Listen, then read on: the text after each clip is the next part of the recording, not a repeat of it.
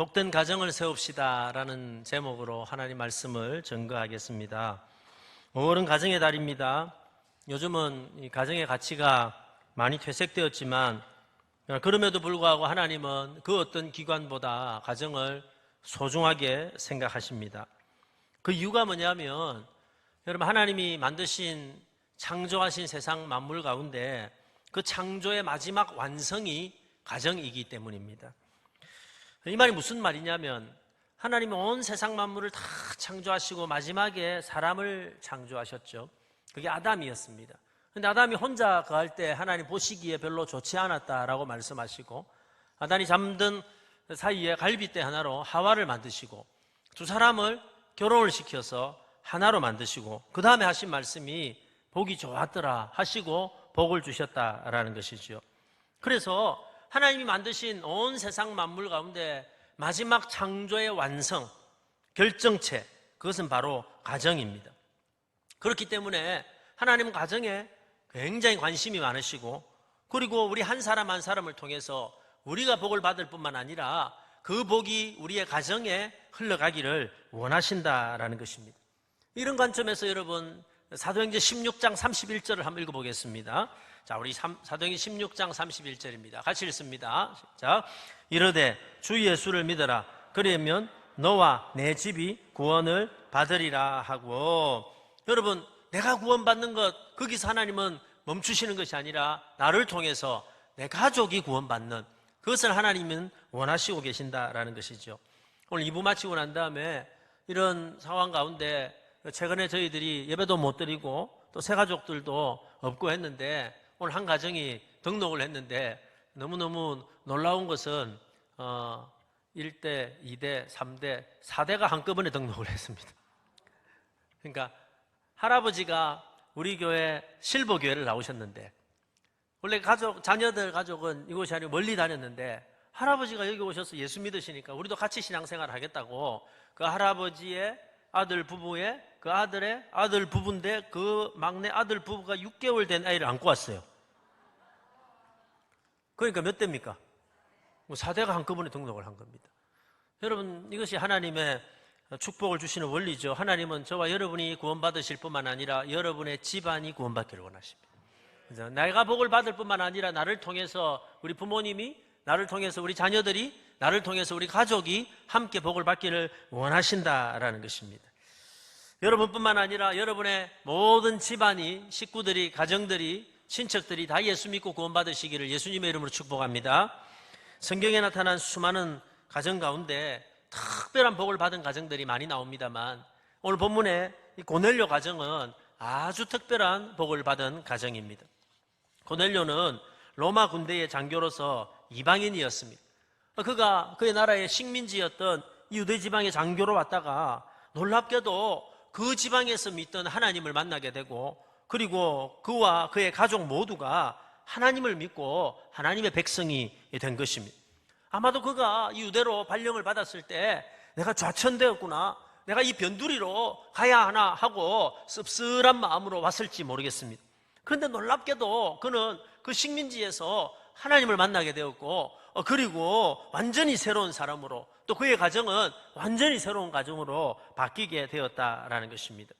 여러분, 우리가 이 고넬료의 가정이 참 특별한 복을 받았다라고 하는 특별한 이유가 있습니다. 그 이유가 뭐냐면 이 사도행전에서 이 고넬료 가정은요, 너무너무 중요한 위치를 가지고 있는데, 이 고넬료 가정을 통해서 복음이 유대인들에게만 머물렀던 이 복음이 드디어 여러분 이방 나라로, 땅끝으로 이방 민족에게 가는 축복의 문, 복음의 문이 된 가정이 바로 이 고넬료 가정이라는 것입니다. 그러니까 이 고넬료 사건으로 말미암아 공식적으로 이방인에게도 복음을 전할 수 있는, 그들도 구원받을 수 있는 문이 열렸는데, 그 문으로 쓰여진 가정이 바로 고넬료 가정이라는 거예요. 아, 목사님, 그게 지금 우리하고 무슨 상관이 있습니까? 엄청난 상관이 있습니다. 여러분, 이 고넬료 가정이 아니었다면, 공식적으로 이 가정이 아니었다면 이방인인 저와 여러분이 예수 믿고 구원받아서 하나님이 백성이 못 될 수도 있다는 거예요. 어떻게 보면요, 이 고넬료 가정 때문에 저와 여러분이, 이방인이었던 저와 여러분이 예수 믿고 하나님의 백성이 되었다라는 것이지요. 이처럼 고넬료 가정은 하나님의 특별한 복을 받아서 아주 특별하게 하나님 나라의 구원 역사에 쓰임받는 가정이 되었습니다. 사랑하는 성도님 여러분, 진짜 복은 하나님께 쓰임받는 것입니다. 그게 개인이든 가정이든, 그가 얼마나 많이 가졌든, 얼마나 여러분 지위가 높든, 권력이 얼마나 많든, 지식이 얼마나 많든, 그 가정이 얼마나 대단한 가정이든 그거 중요하지 않습니다. 부족하고 모자라고 가난하고 없을지 모르지만, 못 배웠을지 모르지만 하나님께 쓰임받는 인생이 성공한 인생이고, 쓰임받는 가정이 복된 가정이 되는 것입니다. 5월달 가정의 달을 맞이해서 저와 여러분의 가정이, 우리의 자녀들이, 여러분의 부모님들이 하나님께 복을 받아서 쓰임받는 성도가 되고 쓰임받는 가정이 되시기를 예수님의 이름으로 축복합니다. 하나님은 도대체 왜 이 고넬료 가정을 사용하셨을까요? 그 이유가 뭘까요? 우리가 여러 가지 내용을 성경 말씀을 통해서 추측해 볼 수 있는데 아주 중요한 몇 가지 원리를 우리는 깨달을 수가 있습니다. 한 3가지 정도 오늘 살펴볼 건데요. 그 첫 번째는 뭐냐면 이 고넬료 가정은 하나님을 경외하는 가정이었다라는 것입니다. 2절 말씀을 우리 같이 한번 읽어보겠습니다. 자, 2절 말씀을 큰 소리로 앞부분만 읽어봅니다. 시작. 그가 경건하여 온 지방과 더불어 하나님을 경외하며. 여러분, 하나님을 경외했다라는 말은 우리나라 표현으로 쉽게 설명하면 하나님을 두려워했다라는 것입니다. 두려움으로 섬겼다라는 것이죠. 헬라어 원어를 있는 그대로 직역을 하면 이렇게 해석할 수 있습니다. 그와 그의 가족은 경건하고 하나님을 두려워하였다. 여러분, 고넬료 가정은 하나님을 사랑하는 가정이었습니다. 고넬료는 하나님을 너무너무 사랑하는 그런 사람이었습니다. 그러나 동시에 하나님을 사랑할 뿐만 아니라 하나님을 향한 거룩한 두려움을 가지고 있었다라는 것입니다. 여러분, 가장이었던 고넬료는 하나님을 섬길 때 두려움으로 하나님을 섬겼습니다. 그리고 그 아버지를 바라보고 그의 자녀들도 그의 가정들도 하나님을 두려움으로 섬겼다라는 것입니다. 사랑하는 성도님 여러분, 오늘 이 시대 예수 믿는, 특별히 우리나라에서 또 이 시대를 살아가는 우리가, 신앙을 가진 우리가 가장 많이 잃어버린 소중한 것이 있다면 그것은 하나님을 경외하는 마음입니다. 하나님을 두려워하는 마음을 잃어버렸습니다. 세상은 하나님을 두려워하는 마음을 잃어버렸습니다. 그래서 하나님을 함부로 이야기하고 하나님을 무서워하지 않습니다. 하나님을 두려워하지 않으니까 자기 원하는 대로, 자기 욕망대로, 자기 생각대로, 자기 속에서 일어나는 인간적인 욕망대로 그냥 막 살아가는 것입니다. 이유는 단순합니다. 하나님을 두려워하지 않기 때문이죠. 신앙생활을 하는 우리도 마찬가지입니다. 하나님을 두려워하지 않으면 신앙생활을 하면서도, 교회 다니면서도 마음대로 삽니다. 엉망으로 삽니다. 죄 지으면서 삽니다. 하나님을 두려워하지 않습니다. 그러니까 예수를 믿은 지 오래되어도, 교회를 다닌 지 오래되어도, 직분을 가졌다 하더라도 어쩌면 변화가 없는 것입니다. 이전의 삶과 변화가 없는 것입니다. 세상과 전혀 다르지 않는 똑같은 삶을 살아가게 된다라는 것입니다. 이유는 한 가지입니다. 하나님을 두려워하지 않기 때문이라는 것이죠. 사랑하는 분이엘 가족 여러분, 우리가 섬기는 하나님은 우리를 사랑하시는 사랑의 하나님일 뿐만 아니라 때로 하나님은 우리를 심판하시는 공의의 하나님이십니다. 사람들은 사랑의 하나님을 좋아합니다. 내가 무슨 짓을 해도 용서해 주시는, 내가 어떤 모습으로 나와도 나를 받아주시고 용납해 주시는 사랑의 하나님을 좋아합니다. 그러나 사람들은 때로 내가 곁길로 나가면, 내가 죄를 지으면, 내가 하나님 원하지 않는 길로 가면 매를 드시고 심판하시는 공의의 하나님을 받아들이려고 하지 않고 믿으려고 하지 않는다 하는 것입니다. 그러나 여러분, 우리의 신앙의 기본 중의 기본, 우리의 신앙의 기초 중의 기초는 다른 것이 아니라 여호와를 경외하는 것입니다. 잠언 1장 7절 말씀입니다. 자, 우리 다 같이 한번 크게 읽겠습니다. 여호와를 경외하는 것이 지식의 근본이오늘 미련한 자는 지혜와 훈계를 멸시하느니라. 우리가 가진 지식, 우리가 아는 지식, 나를 건강하게 만들고 나를 성공하게 만들고 나를 위대하게 만드는 수많은 지식 가운데 첫 번째 지식, 최고의 지식, 이 지식은 반드시 알아야 되는 지식이 있다면 그것은 여호와를 두려워하는 것이다. 하나님을 두려워하는 것이다 라는 것입니다. 사랑과 함께 두려워하는 마음이 있을 때 우리는 건강한 신앙생활을 할 수 있습니다. 가정도 마찬가지입니다. 여러분, 가정에서는 아버지의 역할이 중요하죠. 자녀들을 사랑하는 아버지가 필요합니다만 때로 가정에는 아버지의 두려움이 필요합니다. 아버지는 사랑의 대상인 동시에 두려움이 대상이 되어야지, 그래야 아버지의 말이 힘이 있고 그 아버지의 말이 힘이 있어야 가정에는 질서가 잡히게 된다라는 것입니다. 그냥 모든 것이 좋은 아버지로만으로는 여러분 자녀들이 바로 자랄 수 없습니다. 때로는 두려운 아버지가 되고, 그래서 그 아버지가 하는 말씀이 힘이 있을 때 우리가 흔히 하는 말로 뼈대 있는 가문이 되고 건강한 가정이 될 수 있다라는 것이지요. 그렇다고 아버지가 여러분 권위를 나타내고 소리만 지른다고 뼈대 있는 가문이 되는 것은 아닙니다. 아버지가 먼저 하나님을 두려워하는 모습을 보이는 것입니다.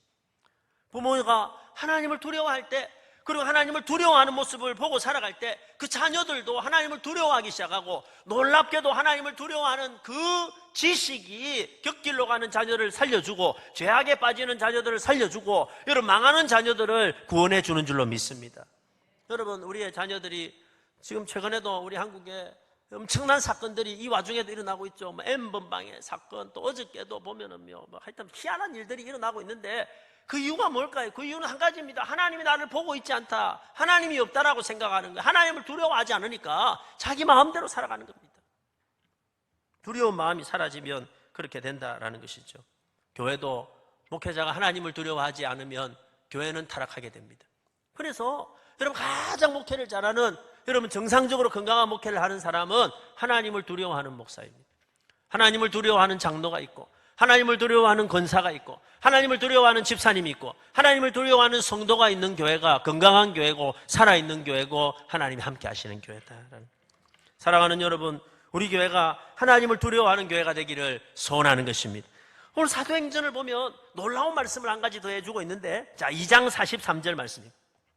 자, 같이 한번 읽어볼까요? 시작.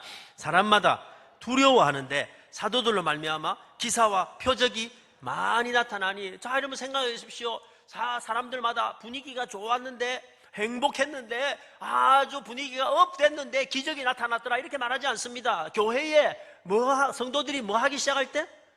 두려워하기 시작할 때, 하나님을 두려워하기 시작할 때, 하나님의 말씀을 두려워하기 시작할 때에, 여러분 목회자의 말을 두려워하기 시작할 때에, 놀랍게도 거룩한 두려움이 교회를 덮고 있을 때 하나님은 그 거룩한 두려움을 통해서 기적을 일으키시고 역사를 일으켜 나가신다라는 것입니다. 사랑하는 여러분, 하나님을 경외하는 것이 모든 것의 기본입니다. 잠언 9장 10절 말씀입니다. 잠언 9장 10절 같이 읽어봅니다. 시작. 여호와를 경외하는 것이 지혜의 근본이요 거룩하신 자를 아는 것이 명철이니라. 우리 교회는, 우리 분이엘 교회는 하나님을 두려워하는 교회가 되기를 소원합니다. 사랑하는 여러분, 여러분의 가정이 하나님을 두려워하는 가정이 되기를 소원합니다. 가장이십니까? 하나님을 두려워하는 아버지가 되십시오. 하나님을 두려워하는 어머니가 되십시오. 돈을 두려워하지 마시고, 너무 세상 두려워하지 마시고, 우리는 돈이 아니라, 세상이 아니라, 그 어떤 사람이 아니라 나는 하나님을 두려워하노라 하고 살아가면 그 경외함이 내 가정을 지켜주고 우리를 지켜주고 우리 자녀를 지켜주는 피난처가 될 줄로 믿습니다. 잠언 14장 26절입니다. 자, 제가 한번 읽어드리겠습니다. 여호와를 경외하는 자에게는 견고한 의뢰가 있나니 그 자녀들에게 피난처가 있으리라. 부모가 피난처가 될 수 없습니다. 돈이 피난처가 될 수 없습니다. 근데 여러분, 부모의 품을 떠나버리고 어디로 자기 마음대로 살려고 하는 자녀들을 지킬 수 있는 유일한 피난처는 다른 것이 아니라 그 자녀가 하나님을 두려워하게 만드는 거예요. 어디를 가든지, 누구와 함께 있든지, 어떤 삶을 살든지 상관없이 하나님을 두려워하면 그 경외함이 그 자녀를 지켜주고 그 가정을 지켜주고 우리의 삶을 지켜주는 줄로 믿습니다. 오늘 두 번째로, 여러분 고넬료 가정을 보여주는 아주 중요한 특징은 그들이 하나님을 믿고 난 후에 그들은 이웃을 구제하고 섬기는 가정이 되었다라는 것입니다. 2절 부분의 뒷부분을 한번 읽어보겠습니다. 자, 2절 제가 한번 읽어드립니다. 그가 경건하여 온 집안과 더불어 하나님을 경외하며, 그 다음요, 백성을 많이 구제하고 하나님께 항상 기도하더니. 여러분, 사실 유대민족은 자기 백성이 아닙니다. 그냥 식민지의 백성에 불과했습니다. 그럼에도 불구하고 고넬료는 여러분 그런 거 따지지 않고 자기 주변에 여러분 어려운 사람들, 힘든 사람들, 도움이 필요한 사람들을 아버지 하나님의 마음으로 섬기고 구제하기를 시작했다라는 겁니다.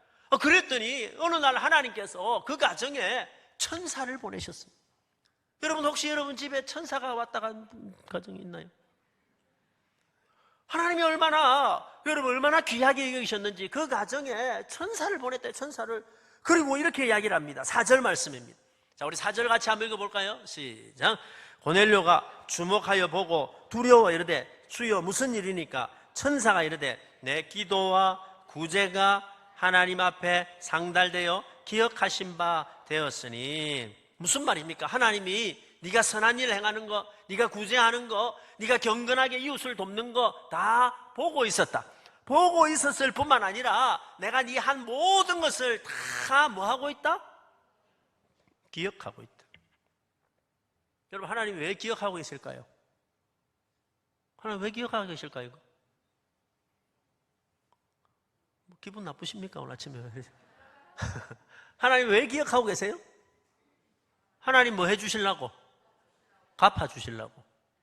하나님은요, 연약한 자들이, 가난한 자들이, 여러분 부족한 자들이, 작은 자들이 힘들고 어려워할 때 그걸 누가 하나님의 마음으로 섬기고 헌신하고 봉사하고 구제했을 때 하나님은 그것을 빚으로 생각하신다는 거예요. 자신의 빚으로 생각하신다는 거예요. 마태복음 25장 40절입니다. 자, 25장 40절 같이 한번 읽어보겠습니다. 시작. 임금이 대답하여 가라사대 내가 진실로 너희에게 이르노니 너희가 여기 내 형제 중 지극히 작은 자 하나에게 한 것이 곧 내게 한 것이니라 하시고. 나중에 우리가 천국에 올라가서 하나님의 심판대 앞에 다 서게 될 때에 그때 예수님이 하신 말씀입니다. 야, 네가 나를 위해 먹여주고 나에게 입혀주고 내가 나에게 옷을 주고 네가 나를 너무너무 많이 돌봤다. 내가 언제 그랬습니까? 야, 네가 나한테 했다니까. 내가 그런 기억이 없는데요.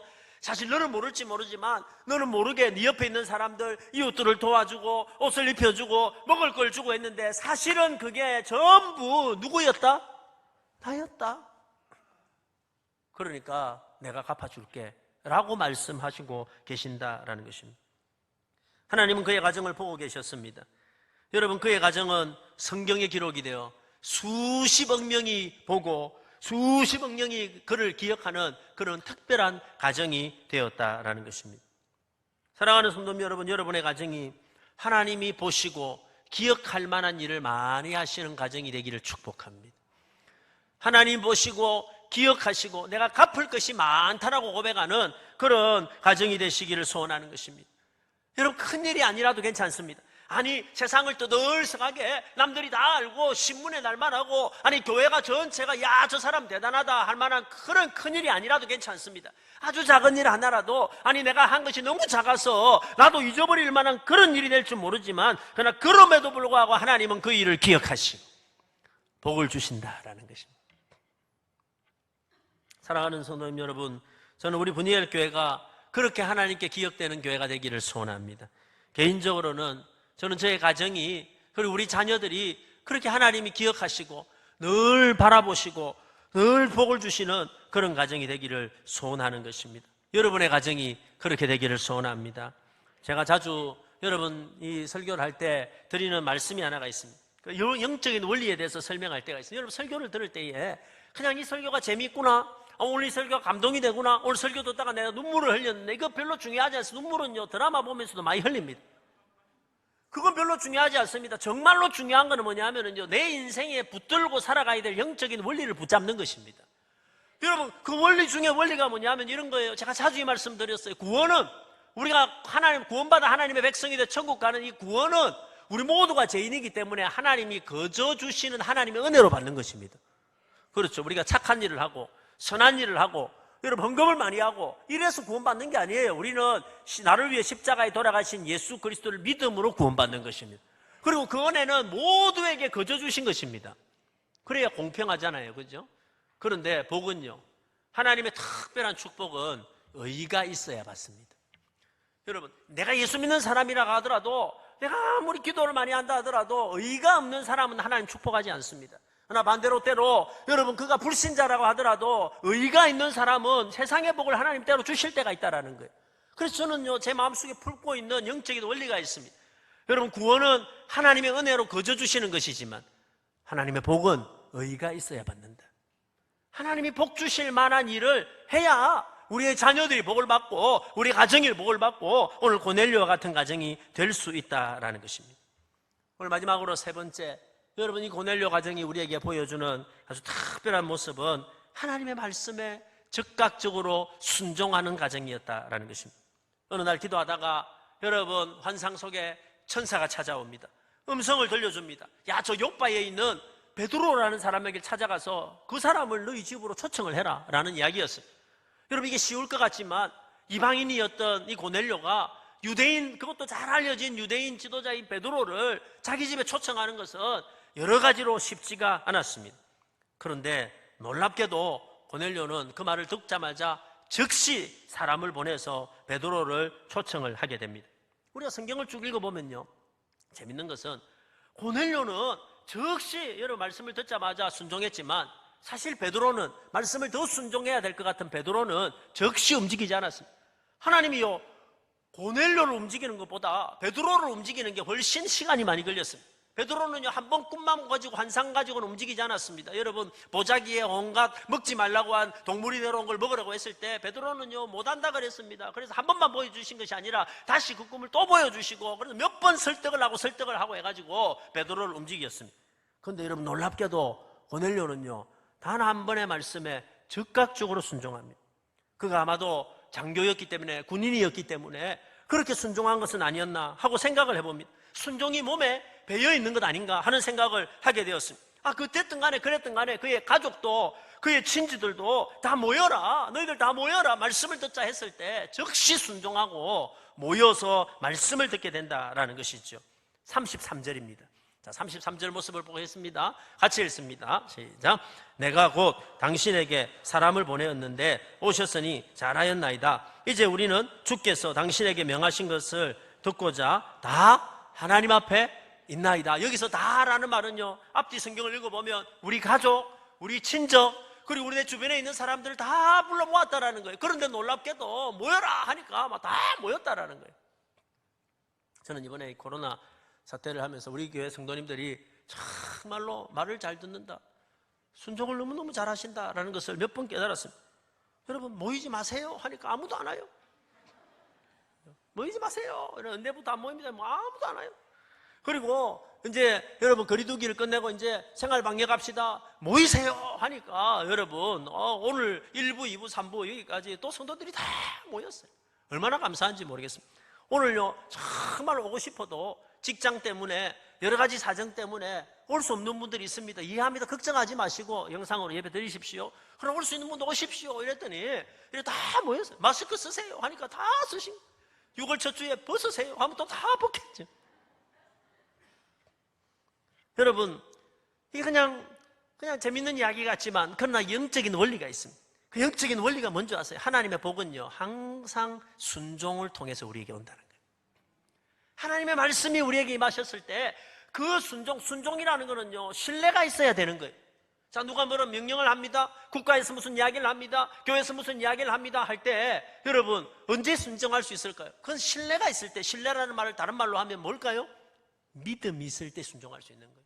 그렇죠? 그리고 그 믿음을 보시고 하나님은 복을 주신다라는 겁니다. 성경을 읽어보십시오. 성경에 수많은 하나님이 특별한 복을 주신 사람들은요 하나님을 향한 특별한 순종이 있었던 사람들입니다.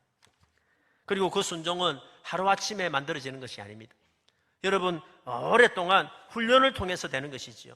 예레미야 22장 21절에 보면 아주 의미 있는 구절이 하나 나옵니다. 제가 한번 읽어드릴 테요. 잘 한번 보십시오. 내가 평안할 때에 내가 내게 말하였으나 내 말이 나는 듣지 아니하리라 하였나니 내가 어려서부터 내 목소리를 청종하지 아니함이 너의 습관이라.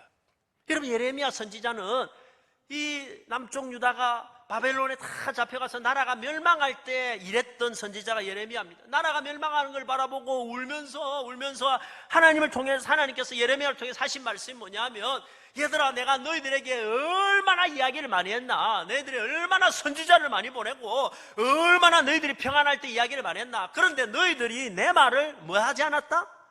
듣지 않았다. 근데 그 듣지 않았던 이유가 뭐냐 하면은 너희 자식들이 어려서부터 듣지 않는 것이, 순종하지 않는 것이 뭐가 되어버렸다는 거예요? 습관이 되어버렸다는 거예요. 순종하지 않는 것이 습관이 되어버렸다는 거예요. 그럼 반대로 생각해 보십시오. 순종하는 것도 뭐가 되어야 되는 거예요? 습관이 되어야 된다. 순종하지 않는 게 습관이 되면 여러분 그렇게 하지 마라 그래도 꼭 해요. 어떻게 해보세요. 그 클럽 가가지고 이제 좀 안전하게 마음 놓고 이제 예배 드리려나 이랬는데, 여러분 제 친구들이 서울에 이제 목회를 많이 하거든요. 이제 성가대도 하고 해야지 했는데 웬 미친 하여튼 이놈 하나가 온 곳을 막 들쑤시고 다니는 바람에 한순간에 또 이름 흔들리게 되는 거예요. 근데 그게 여러분 그냥 그래 된 것이 아니고 어릴 때부터 뭐 안 하는 훈련이 됐다는 거예요. 말 안 듣는 훈련이 됐다라는 거예요.